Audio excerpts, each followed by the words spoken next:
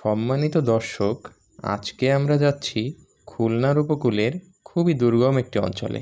উক্ত অঞ্চলের যোগাযোগ ব্যবস্থা খুবই খারাপ। যানবাহন চলাচলের উপযোগী রাস্তা নেই বললেই চলে। এখানকার স্থানীয় বাসিন্দারা কিলোমিটারের পর কিলোমিটার পায়ে হেঁটেই যাতায়াত করেন। উক্ত অঞ্চলে পৌঁছানোর জন্য 2 থেকে 3 বার ট্রলার যোগে নদী পার হওয়ার প্রয়োজন পড়ে। তো চলুন আপনাদেরকে আজকে নিয়ে যাই সেই দুর্গম অঞ্চলে এবং দেখাই সেখানকার মানুষের জীবনযাত্রা।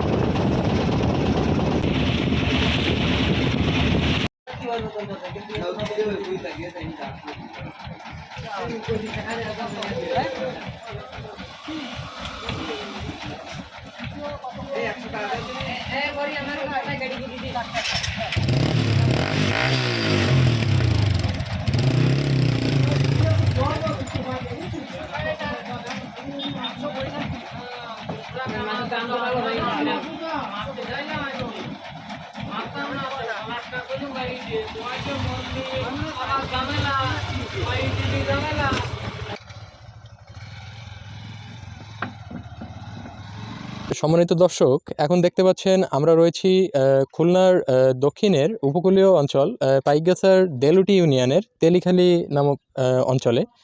তো এখানে আমরা দেখতে পাচ্ছি যে ঘূর্ণিঝড় রেমাল তাণ্ডব চালিয়েছে প্রায় 1 মাস হতে চললো।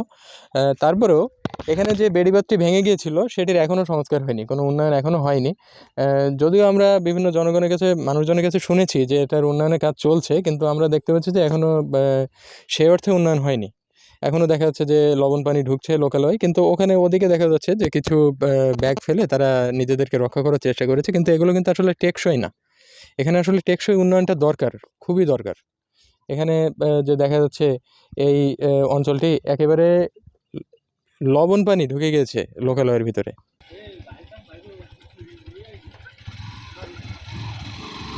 কথায় আছে পানির অপর নাম জীবন, কিন্তু এই পানি যদি হয়ে ওঠে জীবনের জন্য হুমকি স্বরূপ, তখন কেমন হবে? খুলনার উপকূলের মানুষের কাছে এই পানিই একটি সমস্যার নাম। লবণ পানি উপকূলের মানুষের জীবন জীবিকা কঠিন করে তুলেছে।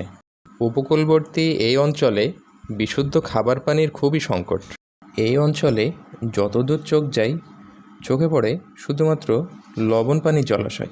দিন দিন বৃদ্ধি পাচ্ছে পানিবাহিত রোগ। লবণ পানি ব্যবহারের ফলে চর্মরোগ থেকে শুরু করে বিভিন্ন ধরনের প্রাণঘাতী রোগে আক্রান্ত হচ্ছেন এই অঞ্চলের মানুষ। আমাদের এখানে পানির কষ্ট, খুব পানির কষ্ট। আমাদের খাওয়ার পানি এ জায়গায় নেই। আকাশের পানির দিক চাই থাকি, বৃষ্টির পানি কখন হয় সেই বৃষ্টির পানি ধরেই আমরা খাই। আর এই যে আশেপাশে যা দেখতেছেন এই সব লবণ পানি, এ খাই আমাদের শরীর খারাপ করে খুব। যে এমনও কোনো রাস্তাঘাটের কোনো হাসপাতালে যাওয়ার কোনো রাস্তা নেই। এক নাম জীবন। আমাদের পানির কষ্টে ছেলেপেলে সব কিছু অসুস্থ হয়ে যায়। হাসপাতালে অনেক দূরস্থান, গাড়ি ঘোড়ার সমস্যা, রাস্তাঘাট ভালো না। পানি এমন একটা জীবন না, পানি না থাকলে জীবন বাঁচে না। চালের পাড়ে যে পানিটা পড়ে হলো বৃষ্টির পানি, সে পানিতে আমাকে রোগগ্রস্ত হয়। কারণ পানির পথে কত পোকামাকড় পড়ে, তাই খেয়ে আমার ছেলে বাচ্চা স্বামীরা আমরা সব অসুস্থ হয়ে পড়ি। কি পানি জীবন, পানি না থাকলে আমরা বাঁচবো না। এখন আমাকে একটা পানির প্রয়োজন।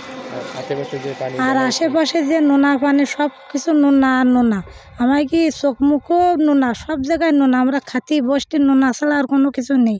দিগরদানা হাটবাড়ি, ওইসব দিগরদানা হাটবাড়ি, তেলিখালি, গইপাগলা, সানেবেড়, ফুলবাড়ি, এই এর ভিতরে কোনো পানির ব্যবস্থা নাই বা ভালো পানি না। পানির তো খুবই সমস্যা, মানে এই কয়টা গ্রাম যা বললাম, এই কয়টা গ্রামে খাওয়ার পানির খুব সমস্যা, বা বাথরুমে যাওয়ার খুব সমস্যা, পানি নাই।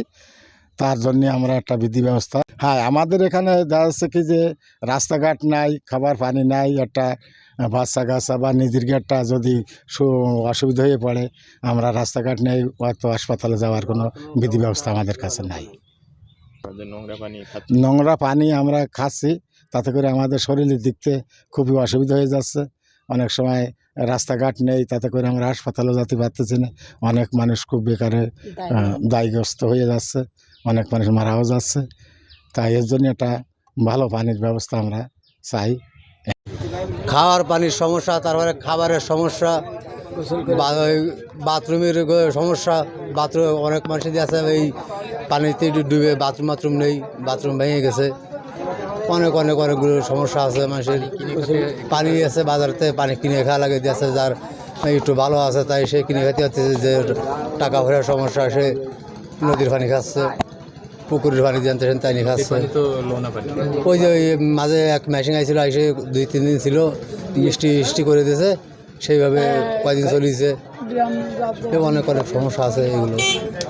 আপনারা কি এই সমস্যার সমাধান এখনো হয় নাই, সমাধান তো হবে এখনো বহুত দেরি। সে বেড়ি বাঁধ এখনো তার কোনো কাজকর্ম শুরু হয়নি। এই আবার এই গনে ভেঙে যাওয়ার সম্ভাবনা বেশিরভাগ, তার কারণ রাস্তা উঁচু দিয়েছিল, ওই রাস্তা আবার ভেঙে যেয়ে আমাদের পানির খুব সমস্যা হয়েছে। আমাদের পানি কিনে খেতে হয়।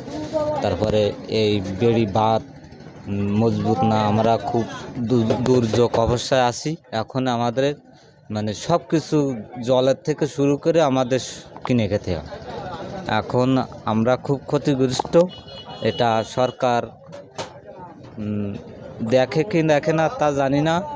আর আমাদের 22 ফোল্ডার ইউনিয়নের মতন অবহেলিত ইউনিয়ন মনে হয়, আমি আশা করি আর কোনো জায়গায় নেই। রাস্তাঘাট দিয়ে পিচ ইট হচ্ছে, বহু জায়গায় দেখতেছি, কিন্তু আমাদের 22 ফোল্ডার গ্রামের ভিতরে আজ পর্যন্ত একটা পিসির কোনো বাজেটও হয়নি। এমপির কাছে আসি, এমপি কিছু বলে না। এতে করে আমাদের 22 ফোল্ডার খুব আমরা দুর্যোগের ভিতরে আছি, খুব অভাবের ভিতরে আছি। আর আমি আর এর বেশি কিছু বলতে পারবো না। ধন্যবাদ। এতক্ষণ আমাদের সাথে থাকার জন্য আপনাদের সকলকে জানাই ধন্যবাদ।